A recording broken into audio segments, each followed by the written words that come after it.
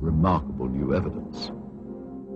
If this film indeed corresponds with Vereshchagin's story, what we are looking at is the scene of the crash site in Pereyaslawski as viewed by a camera on top of a military truck.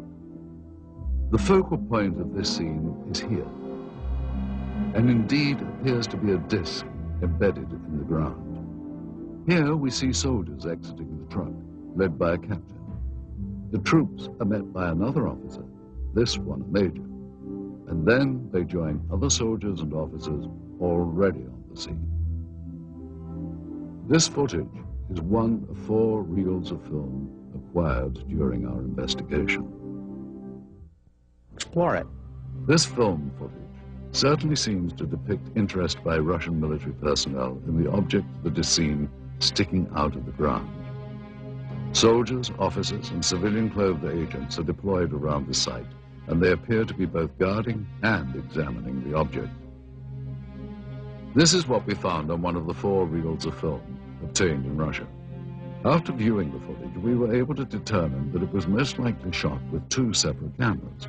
One apparently a handheld camera, which starts out on the approaching truck, and a second one seen here on a tripod.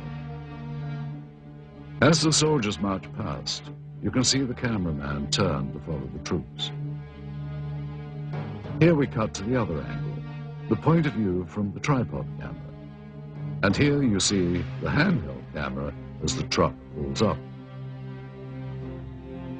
Both cameras change vantage points several times during the film, as if to get better views or perhaps under orders of a superior.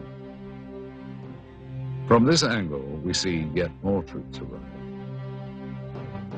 Author Veniamin Vereshchagin described... Знаете, в дальнейшем события приняли более такой масштабный характер. По просьбе КГБ были привлечены... On the KGB request, the Soviet army... And here you see the man who is probably the head KGB agent directing the cameraman to point his camera toward the disc.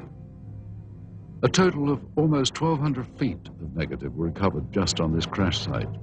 It is possible that more film was shot, but this is all that we were able to obtain.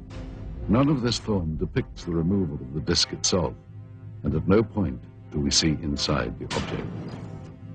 From this angle, we do see the handheld camera shooting behind or inside the disc. However, that footage, if it was in fact ever shot, was not included in the cans of film we acquired.